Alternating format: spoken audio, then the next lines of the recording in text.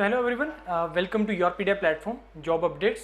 सो आज का जो मेरा एक वीडियो है वो एक जॉब से रिलेटेड है, असिस्टेंट इंजीनियर की जॉब से रिलेटेड है, जो कि मध्य प्रदेश मध्य क्षेत्र विद्युत वितरण कंपनी लिमिटेड, राइट। तो इसमें असिस्टेंट इंजीनियर का पोस्ट निकला है जो कि कॉन्ट्रैक्ट बेसिस पे है। 2023 का ये रिक्रूटमेंट है, इसी साल का रिक्रूटमेंट है, कॉन्ट्रैक्ट बेसिस पे है और इसके लिए वैलिड गेट स्कोर रिक्वायर्ड है। अब यहाँ पे वैलिड गेट स्कोर एक बहुत बड़ा पॉइंट यहाँ पे है। तो वैलिड गेट स्कोर के देखिए दो मतलब निकलते हैं यहाँ पे। वैलिड गेट स्कोर के यहाँ पे क्या मतलब है कि एक तो होता है कि 3 साल के लिए वैलिड जो हमारा गेट स्कोर होता है। अब नॉर्मली जब भी कोई ऐसा यहाँ पे ऐसा कोई भी पॉइंट आता है कि जिसमें वो ईयर के साथ रिलेशन है उस गेट स्कोर का, 2021, 22, 23 या फिर लेटेस्ट वाला, तो वहाँ पे वो मेंशन करते हैं। अब इसमें एक पॉइंट ये है कि जो आप आगे जाके देखेंगे कि यहाँ पे जो एज लिमिट उन्होंने मैक्सिमम एज लिमिट दिया हुआ है वो 43 दिया हुआ है। अब वी नो दैट कि स्टूडेंट जो है वो 25, 28, 30 एज तक जो गेट लिखते हैं, तो इससे बियॉन्ड जाना उसके लिए ज़्यादा इतना यूजफुल होता नहीं है गेट के लिए। तो जो उससे ओल्डर स्टूडेंट्स हैं, ओल्डर कैंडिडेट्स हैं वुड से, तो उनके लिए जो है वो अगर उसी साल में उन्होंने कभी गेट दिया हो अपने 2005 में, 10 में, so from my knowledge, from my experience, all of you will be eligible जिसने गेट किसी भी साल में दिया हो। अदरवाइज वो यहाँ पे वो मेंशन करते हैं कि कौन से ईयर के लिए यहाँ पे, राइट। सो कोई भी गेट स्कोर का यहाँ पे जो है वो आपके पास है तो यहाँ पे वो एलिजिबल होगा अप्लाई करने के लिए। उसके बाद कितना नंबर ऑफ वैकेंसीज हैं, assistant engineer, technical manager post है कॉन्ट्रैक्ट बेसिस और आईटी के लिए इसमें 21 है आपका इलेक्ट्रिकल के लिए और 17 है इसके अंदर मैनेजर के लिए। फिर इसमें इसका डिवीजन दिया हुआ है कि 33% इसमें जो है वुमेन रिजर्वेशन के लिए है, आगे उसको कैटेगराइज कर दिया है कैटेगरी वाइज। फिर उसके बाद आ गया पीडब्ल्यूडी के लिए उन्होंने कितना कितना वैकेंसीज दिए हैं, तो यहाँ पे ये सारी चीज़ें उसने डिटेल में मेंशन की हुई है। फिर यहाँ पे इन्होंने 87% और 13% को डिवाइड कर दिया ओबीसी और नॉन ओबीसी कैंडिडेट्स के लिए, ऑल्दो कि इसका रिक्वायरमेंट नहीं है। This will be the more than sufficient table जिसमें सारी इन्फॉर्मेशन आपको मिल जाएगी। यहाँ पे क्वालिफिकेशन की बात करें, डेफिनेटली असिस्टेंट इंजीनियर है तो बीटेक एक मिनिमम क्वालिफिकेशन रहता है, तो B Tech in electrical and electronics engineering होना चाहिए। इसके किसी और कॉम्बिनेशन के साथ अगर आपका है बीटेक डिग्री तो वो एलिजिबल नहीं होगा इसके लिए। अगेन वैलिड गेट स्कोर होना चाहिए। आफ्टर दैट और वो रेलिवेंट स्ट्रीम का मतलब क्या है कि आपका या तो इलेक्ट्रिकल में ही आपका बीटेक जो गेट है वो होना चाहिए।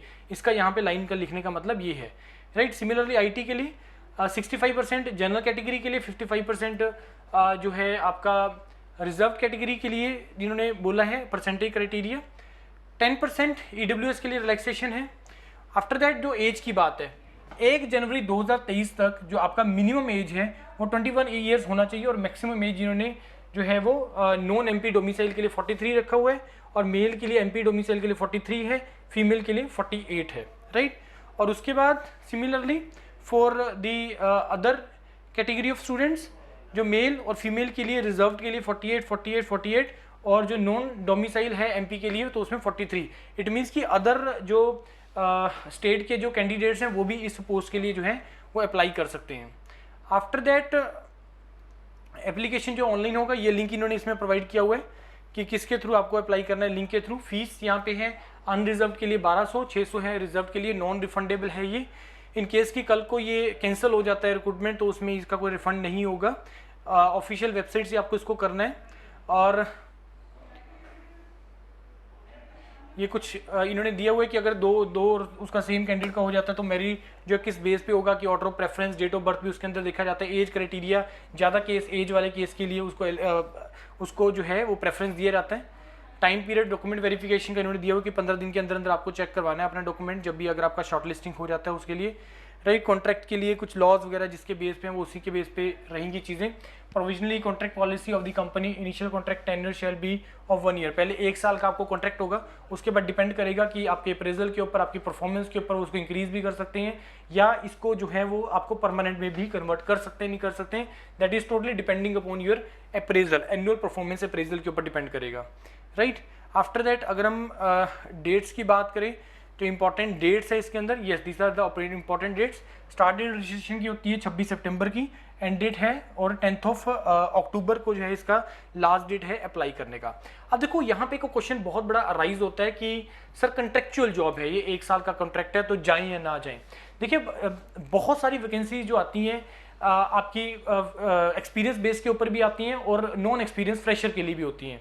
तो ऐसी जॉब का फ़ायदा ये होता है कि अगर सपोज आपको आप टारगेट लेके चल रहे हो कि मेरे को सर अपनी स्टेट में फाइनली परमानेंट सेलेक्ट लेना है, या मैं PSU टारगेट कर रहा हूँ, या मैं कोई भी और टारगेट कर रहा हूँ वैकेंसी, स्पेशली वो लोग जो इमीडिएटली जस्ट पास आउट हैं और प्रिपरेशन वाले मोड में हैं, तो वो इस जो है ऑप्शन को पिक कर सकते हैं, क्योंकि जब आपको इसमें एक्सपीरियंस मिलेगा तो वो एक्सपीरियंस के साथ आप बाद में एक्सपीरियंस पोस्ट के लिए भी अप्लाई कर सकते हैं, क्योंकि बहुत सारी वैकेंसीज जो एक्सपीरियंस पोस्ट के लिए भी आती हैं, फ्रेशर के लिए भी आती हैं, तो आप दोनों केस में एलिजिबल हो जाएंगे।